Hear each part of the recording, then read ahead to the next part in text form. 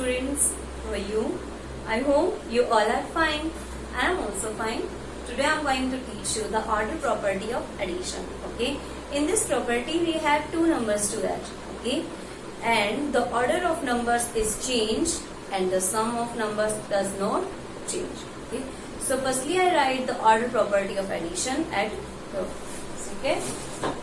So order property of addition is the sum of two addends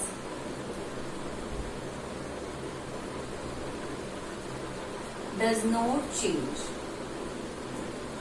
Does not change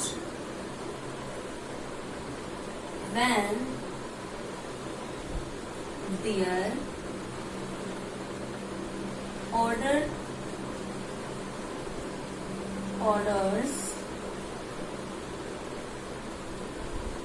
is changed. Okay, the sum of two numbers does not change when their orders is changed. Okay, जब हम इन हिंदी अगर मैं आपको बताऊं कि जब हम to जो एडेंड्स है हमारे उनको ऐड करते हैं तो उनका जो एडिशन का आंसर आता है, अगर हम उनका ऑर्डर चेंज कर देंगे तो भी हमारा आंसर वही रहेगा, एग्जैक्टली वही सेम आंसर आने वाला है हमारा। जैसे अगर मैं आपको ऐड करके बताऊं 4 + 5 = होता है 9। ओके, 4 + 5 = 6, 5, 6, 7, 8, 9। ओके, 9 आता है हमारा आंसर। और उसके बाद अगर मैं 5 में 4 को ऐड करती तो भी हमारा आंसर कितना आता है 9। ऑर्डर चेंज किया मैंने, सिर्फ हमने 5 को पहले फर्स्ट पे लिखा था और इस बार हमने 5 को कहाँ लिखा है, सेकंड टाइम पे। ठीक है, तो मैं यहाँ पे आपको एक एग्जांपल करके दिखाती हूँ। जिस तरीके से मैंने यहाँ पे ऑर्डर प्रॉपर्टी लिखी है उसी का मैं आपको एग्जांपल बताती हूँ कि किस तरीके से आप लोग समझ सकते हो कि हमारी ऑर्डर प्रॉपर्टीज होती हैं। एडिशन के अंदर हमारी ऑर्डर प्रॉपर्टी फॉलो होती है। ठीक है, तो स्टार्ट करते हैं यहाँ पे हमारा आंसर एग्जाम्पल करके। Example number first, add 17 + 23।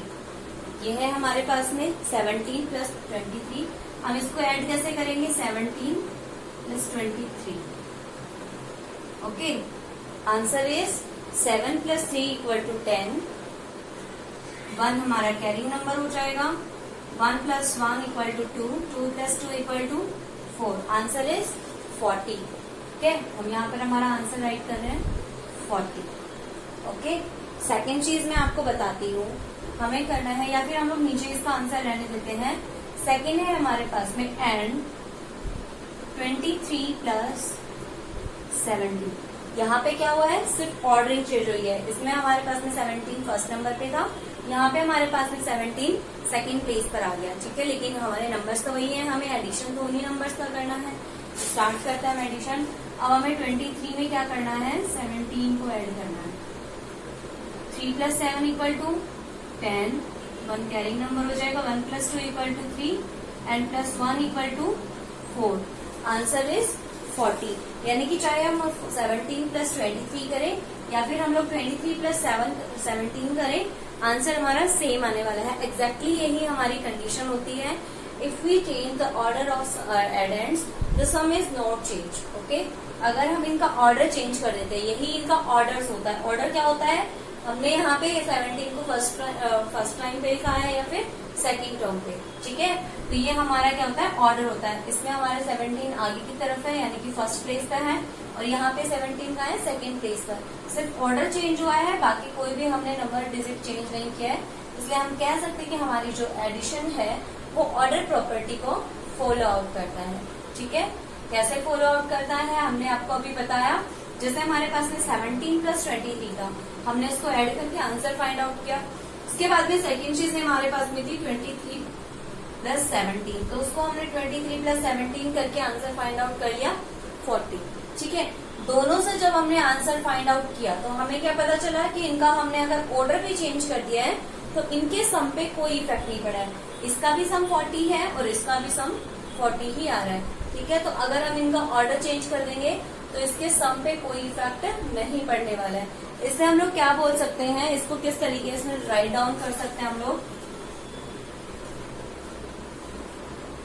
इसको हम इस तरीके से लिख सकते हैं 17 plus 23 equal to 23 plus 17। It means हम इनका ऑर्डर चेंज कर देंगे बट इनका जो सम आएगा वो सेम रहेगा। ठीक है, इसका भी सम 40 है और इन दोनों का सम भी 40 ही होगा। ठीक है, तो हम इनका ऑर्डर चेंज कर सकते हैं। एडिशन में हम लोग दो नंबर्स का जो दो एडेंट्स हमारे पास में होते हैं उनका हम एडिशन करेंगे तो उनका ऑर्डर भी चेंज कर सकते हैं। ऑर्डर से कोई इफेक्ट नहीं पड़ेगा, चाहे हम 17 में 23 ऐड करें या 23 में 17, कोई इफेक्ट नहीं पड़ता। सब्ट्रैक्शन के अंदर ये चीजें चेंज हो जाती हैं लेकिन एडिशन में हमारी ऑर्डर प्रॉपर्टी फॉलो आउट होती है। ओके, अब जैसे मैं आपको एग्जांपल बताऊं कि आपके क्वेश्चंस किस तरीके से आते हैं। ठीक है, जैसे आपके पास में है fill in the blanks, fill in the blanks. Okay, इसमें हमारे पास में क्वेश्चन है 45 प्लस एनी नंबर, हमें नहीं पता यहाँ पर कोई नंबर है, इक्वल टू 36 प्लस 45। ठीक है, ये हमारे पास में नंबर है। हमें पता है यहाँ पर 45 है, इसमें भी 45 है, यहाँ पे 36 है तो यहाँ पर भी क्या होना चाहिए 36। बिकॉज हमारा जो एडिशन है, अगर टू नंबर्स का एडिशन देखना है हम लोग तो वो हमारी ऑर्डर प्रॉपर्टी को फॉलो करता है। और अगर ऑर्डर प्रॉपर्टी के थ्रू हम लोग देखें तो हमने क्या किया है, यहाँ पे 17 को फर्स्ट प्लेस पे रखा है तो यहाँ पर 17 सेकंड प्लेस पर है। तो यहाँ पे अगर 36 है तो यहाँ पर भी तो 36 आना चाहिए बिकॉज इनका एडिशन तो इक्वल होगा।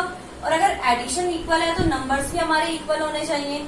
अब इधर 45 है और इधर भी 45 है, यहाँ पे 36 है लेकिन यहाँ पर 36 नहीं है तो हम क्या करेंगे, यहाँ पे 36 नोट डाउन कर देंगे। ठीक है, तो ये हमारा आंसर हो जाएगा। यहाँ पे कितना आएगा 36। कैसे फाइंड आउट किया हमने, दोनों को नंबर्स को इक्वली राइट करके। ठीक है, यहाँ पे 45 है, यहाँ पर भी है 45, इन दोनों में 36 है, इसमें 36 था, इसमें नहीं था, हमने यहाँ पे 36 नोट डाउन कर दिया बिकॉज एडिशन का आंसर तो सेम आना चाहिए।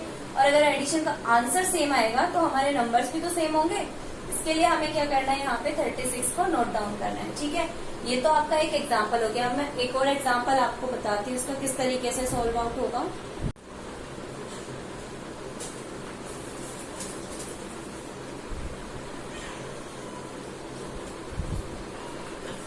यहाँ पे हमें गिवन है 23 plus 45 equal to 45 plus this box. आप यहाँ पे कौन सा नंबर राइट करोगे, कैसे पता चलेगा आपको, दोनों का एडिशन सेम होगा, टू एडेंट्स है। ठीक है, 1 और 2, 1 2, टू एडेंट्स है। ऑर्डर प्रॉपर्टी हमें पता है एडिशन की क्या होती है। अगर हम इन दोनों नंबर्स का ऑर्डर चेंज कर दें तो ये नंबर क्या बन जाएगा 45 प्लस 23। ऑर्डर चेंज कर देंगे तो यही नंबर बनेगा।